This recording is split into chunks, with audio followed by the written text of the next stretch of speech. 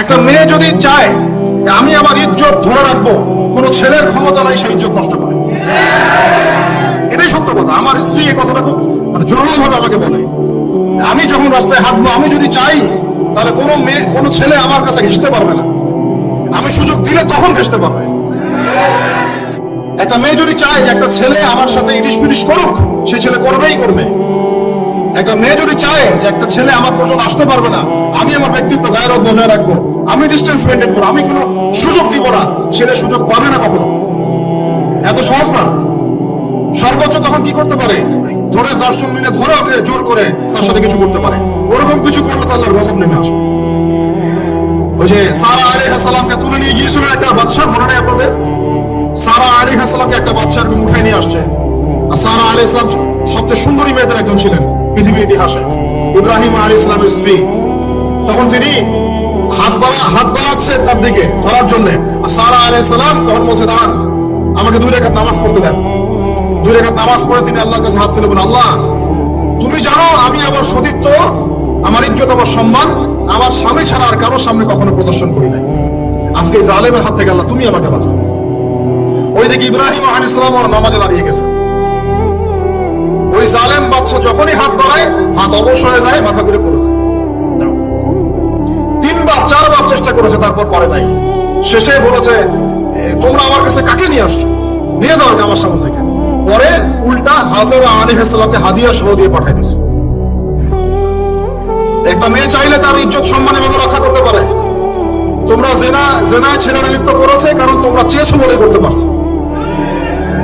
তুমি ফেতনা না ছড়াতা, তুমি বেহার মতো বাইরে বের না হতা, তুমি তোমার চুল খোলানো রাখতা, তুমি তোমার পোশাক ঠিক রাখতা, তোমার কথা ঠিক রাখতা, তোমার কথার মধ্যে শক্তি রাখতা, মিষ্টি মিষ্টি প্রলোভন দিতা না, বাইকের পিছনে বসতা না, চটপটি ফুচকা খাইতা না, এখানে ওখানে আড্ডা মারতা না, কোন ছেলে তোমার কাছে আসতে পারতো না।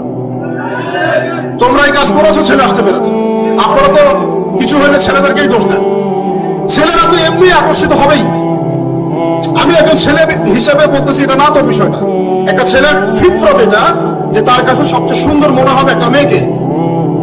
এটা একটা ছেলের ফিতরত, স্বভাব ধর্ম, এটা চুম্বকের মতো আকর্ষণ করবে।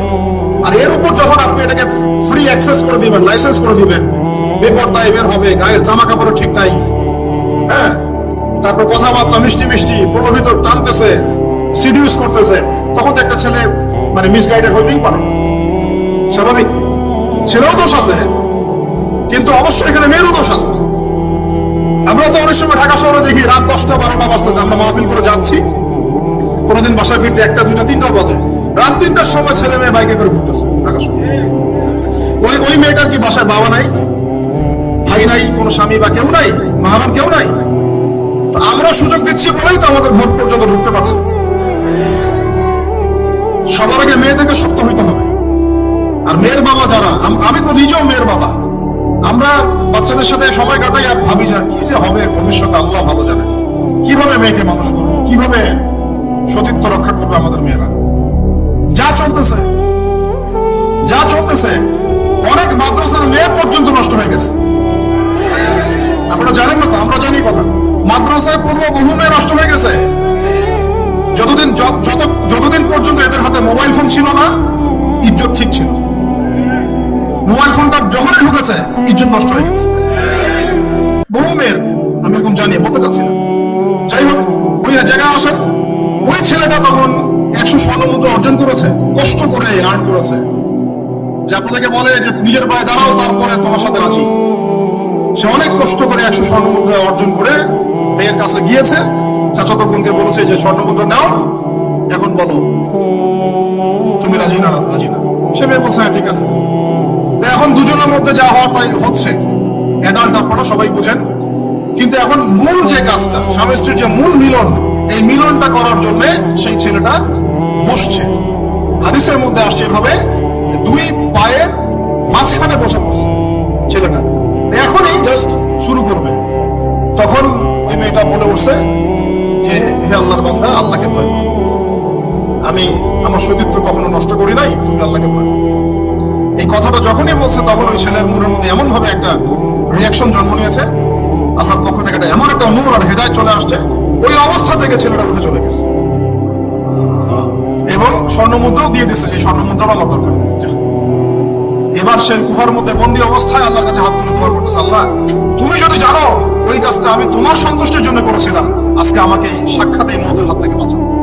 সাথে সাথে এই পাহাড় পাথর সরে গেছে। এই হাদিসটা আমি এই কারণে বললাম, যদি আপনি আমি জিনা থেকে বেঁচে থাকতে পারি, ইনশাআল্লাহ তাআলা আল্লাহ পাক সাক্ষাৎ মৃত্যুর মতো এই আযাব থেকে বিপদ থেকে আল্লাহ বাঁচাতে পারে। এটা একটা হাদিস, সবাই মনে রাখবেন। দ্বিতীয় একটা বলি, এটা আমাদের সব বিবাহিতদের জন্য।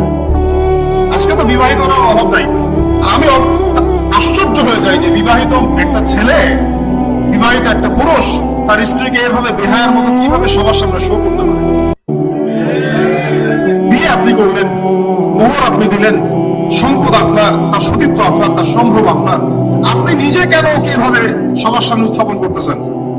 টিকিট আপনি কাটলেন, সিনেমা সবাই দেখবে, ব্যাপারটা এরকম। কি অবস্থা! আবার কোন কোন ঘরে দেখা যায় স্বামীরা কন্ট্রোল করতে চাচ্ছে, কিন্তু মেয়ে স্ত্রী কন্ট্রোলে থাকতে চায় না। স্বামীকে আবার তুমি বেশি হুজুর হয়ে গেছো, বেশি বেশি হুজুর হয়ে গেছো, এই যুগে এগুলো চলে। এটা আধুনিকতা, মডার্ন যুগ। এই করতে করতে আমাদের সমাজে পরকীয়া ছড়ায় পড়ছে। মানে পরকীয়া বলতে কি আদেশটা কথা মাথা আসছে। আল্লাহর নবী সাল্লাল্লাহু আলাইহি ওয়াসাল্লামের একজন সাহাবী, মহিলা সাহাবী, কি সাহাবী বলেন? এরকম ঘটনা দুই একটা ঘটেছে, আমি একটা বলতেছি না। মদিনা মহিলা সাহাবী কোন এক ভাবে এরকম একটা অঘটন ঘটে গেছে। মানুষ তো হতে পারে, কি মানুষ তো পাপ করবে, তাই না? হতে পারে। এখন তিনি গর্ভবতী হয়ে গেছেন। নবী সাল্লাল্লাহু আলাইহি ওয়াসাল্লামের কাছে এসে বলছেন, ইয়া রাসূলুল্লাহ তাহহিরনি, আমাকে পবিত্র করেন, আমি অনেক বড় অন্যায় করে ফেলেছি। নবী সাল্লাল্লাহু আলাইহি ওয়াসাল্লাম মুখ ঘুরিয়ে নেন, মুখ ঘুরিয়ে নিয়ে বলেন যে বাসায় যাও, তওবা করো, আল্লাহ মাফ করে দিবেন। নবীজি শুনতে যাচ্ছেন না, কারণ শুনলে কোর্টে মামলা আসলে তো বিচার করতে হবে। তিনি বলছেন যে বাসায় যাও, বাসায় যা আল্লাহর কাছে ইস্তেগফার করো, আল্লাহ মাফ করে দিবেন। আবার এদিক দিয়ে ঘুরে আসেন, ইয়া রাসূলুল্লাহ আমাকে পবিত্র করেন, আমি অন্যায় করে ফেলেছি। এভাবে কয়েক দফা পরে নবীজি বলছেন, তুমি কি অন্যায় করেছো? এমন কোন কাজ কি তুমি করেছো? সুরমা দাঁড়িতে সুরমা নেয়ার সময় আমরা যেভাবে নেই, এরকম কোন কাজ কি তুমি করেছো? মানে উনি শব্দটা উচ্চারণ করলেন না মুখ দিয়ে, একটা এক্সাম্পল মিসাল দিয়ে বুঝালেন, তুমি কি এরকম কোনো কাজ করেছো? অ্যাডাল্টারি কোনো কাজ করেছো? তিনি বলছেন, হ্যাঁ আমি গর্ভবতী হয়েছি। নবী সাল্লাল্লাহু আলাইহি ওয়াসাল্লাম আমার বিচার করে দেন। তিনি বলছেন যে বাসায় যাও, আগে সন্তান জন্ম দাও, তারপরে দেখা যাবে। সন্তান জন্ম হলো, সেই মহিলা আবার এসেছেন সাহাবী, ইয়া রাসূলুল্লাহ আমার বিচার করে দেন। বলছেন সন্তান জন্ম হয়েছে, হ্যাঁ, এখন সন্তান কি করে? দুধ পান করাও, 2 বছর দুধ পান করাও, তারপরে বিচার করো। 2 বছর দুধ পান করা শেষ, সন্তান এখন শক্ত খাবার খেতে পারে। কোলে করে সন্তানকে নিয়ে আসছেন। নবী সাল্লাল্লাহু আলাইহি ওয়াসাল্লাম বলছেন যে ইয়া রাসূলুল্লাহ, এই যে আমার বাচ্চা দেখেন খেতে পারে, এখন আমার বিচার করে দেন। দেখেন তাদের পরকালের কনসেপ্টটা কেমন ছিল, তাদের পরকালের চেতনা কেমন ছিল। এবার নবী সাল্লাল্লাহু আলাইহি ওয়াসাল্লাম বলেন, তোমাদের মধ্যে কে আছো এই বাচ্চার দায়িত্ব নিতে পারো? একজন আনসারী সাহাবী বলছেন, আমি।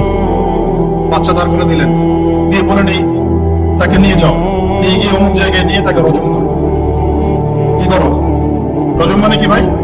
কোমর পর্যন্ত মাটিতে গেঁথে দিয়ে পাথর নিক্ষেপ করে, এই রজম করতে গিয়ে তার গা থেকে রক্ত ফিনকি বের হয়ে কোন একজন সাহাবীর, সম্ভবত খালিদ ইবনে ওয়ালিদ রাদিয়াল্লাহু আনহুর জুব্বার মধ্যে গিয়ে লেগেছে।